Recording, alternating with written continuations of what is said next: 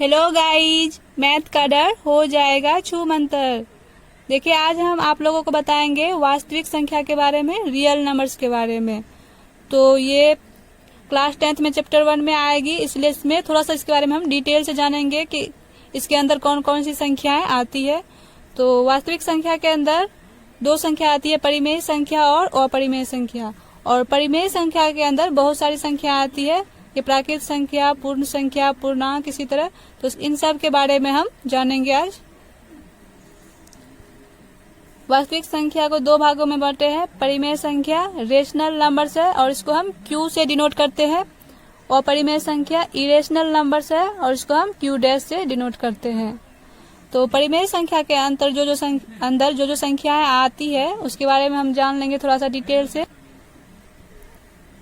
Natural numbers प्राकृत संख्या, इसको हम एन से डिनोट करते हैं, कहीं भी सूचित करते हैं।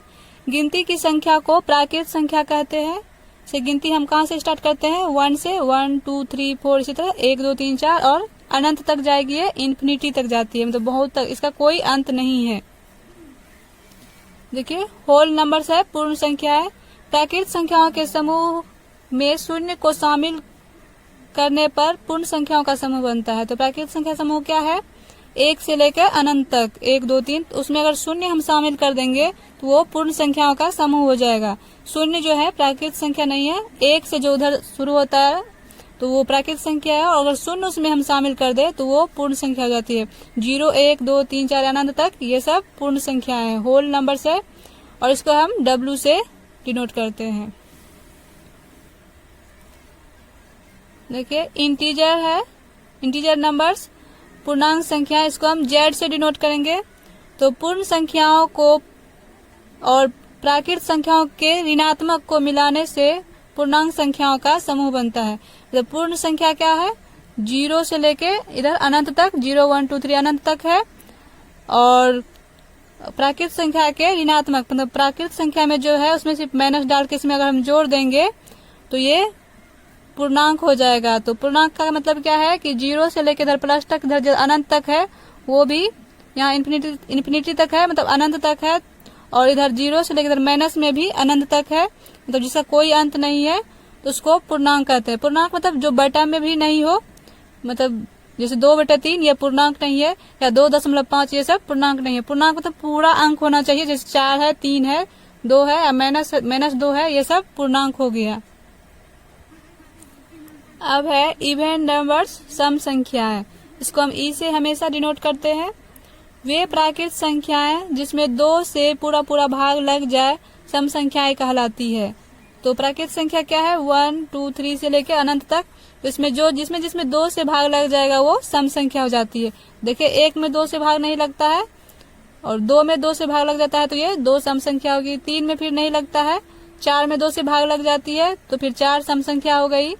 इसी तरह फिर 5 में नहीं लगेगा, 6 में लगेगा। तो देखते हैं हम, 1 को छोड़ के 1 में 2 से भाग लग जा रहा है, तो इसी तरह 2 से लेके 1 को छोड़ के अनंत तक जाएगी, 8 10 12, तो ये सम संख्या हो जाएगी। जिसमें 2 से भाग लग जाए वो सम संख्या है। ओड नंबर्स, विषम संख्या, इसको ओ से हम डिनोट करेंगे। वे प्राकृत संख्याएं जिसमें 2 से पूरा भाग नहीं लगे विषम संख्याएं कहलाती है। तो जैसे देखिए, प्राकृत संख्या 1 2 3 4 है, तो 1 में 2 से भाग नहीं लगता है तो ये विषम हो गया, विषम संख्याएं हो गया। 2 में 2 से लग जाता है भाग तो 2 विषम संख्या नहीं हुआ। 3 में 2 से भाग नहीं लगता है तो 3 विषम हो गया। 4 में फिर 2 से भाग लग जाता है, 5 में नहीं लगता है तो 5 विषम संख्या हो गया। 6 में फिर 2 से भाग लग जाता है, फिर 7 में। इसी तरह हम देखते 1 छोड़ के 1 में भाग नहीं लगता है तो 1 से स्टार्ट करेंगे हम, तो उसी तरह 1 छोड़ के 1 विषम संख्या हो जाता है, तो ये भी अनंत तक जाएगी। अब है कंपोजिट नंबर्स, भाज्य संख्या, इसको हम सी से डिनोट करेंगे। 1 से बड़ी वे सभी संख्याएं जिसमें स्वयं उसी संख्या और 1 के अलावा कम से कम एक और संख्या से भाग लग सके भाज्य संख्याएं कहलाती है। तो देखिए, मतलब 1 से बड़ी क्या है? मान लो 2 है 1 से बड़ी, तो 2 में 1 से भाग लगता है और 2 से भाग लगता है, और किसी से भी नहीं लगता है तो इसका मतलब 2 भाज्य संख्या नहीं है। भाज्य में क्या शर्त है, 1 से भी लगे और खुद से भी लगे, मतलब 2 है तो 2 से भी लगे और इसके अलावा कम से कम एक और किसी संख्या से भाग लगे तो वो भाज्य संख्या होगी। तो 2 ऐसा नहीं है, 3 में भी वैसा नहीं है, 1 से भाग लगता है 3 से और किसी से नहीं लगता है। ये 4 में 1 से लगता है, 2 से लगता है, 4 से लगता है, मतलब 1 और 4 के अलावा 2 से भी लग रहा है, इसलिए 4 भाज्य संख्या हो गई। 5 में भी 1 और 5 के अलावा किसी से नहीं लगता है, इसका मतलब 5 भाज्य संख्या नहीं है। फिर देखिए 6, देखिए 6 में 1 है, 2 है, 3 है, 6 है, इन सब से 6 में लगता है, मतलब 1 और 6 के अलावा 2 से भी 6 में भाग लगता है और 3 से भी 6 में भाग लगता है, इसलिए 6 भाज्य संख्या है। तो इसी तरह हम जांच करेंगे कि जिसमें 1 और खुद के अलावा किसी और से भी भाग लगे तो वो भाज्य संख्या कहलाती है।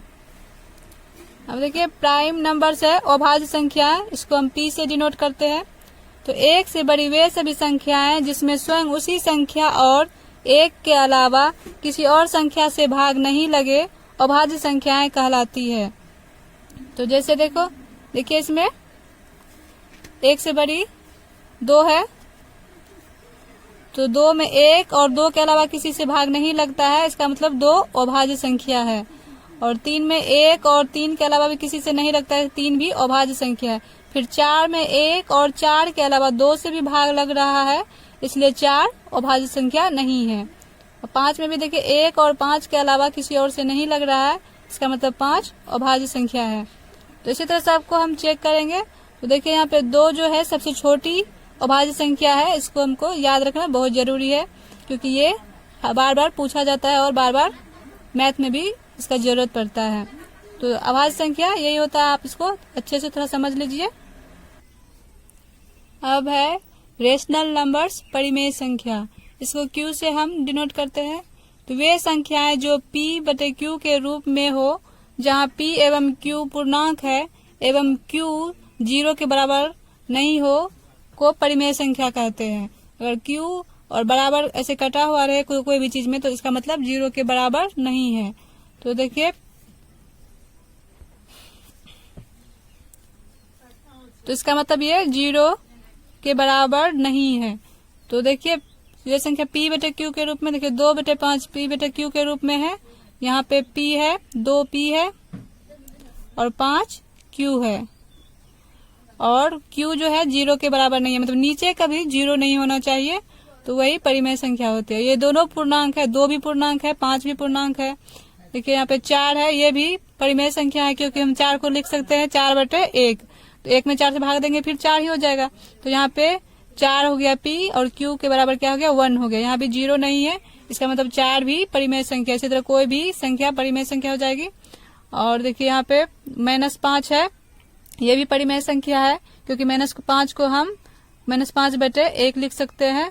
और यहाँ पे P -5 हो गया, Q 1 हो गया, तो -5 भी पूर्णांक है और 1 भी पूर्णांक है और Q 0 के बराबर भी नहीं है। तो ये शर्त इसका फॉलो कर रहा है, इसका मतलब ये भी परिमेय संख्या है। अब है अपरिमेय संख्या इरेशनल नंबर्स, इसको Q' से हम डिनोट करते हैं।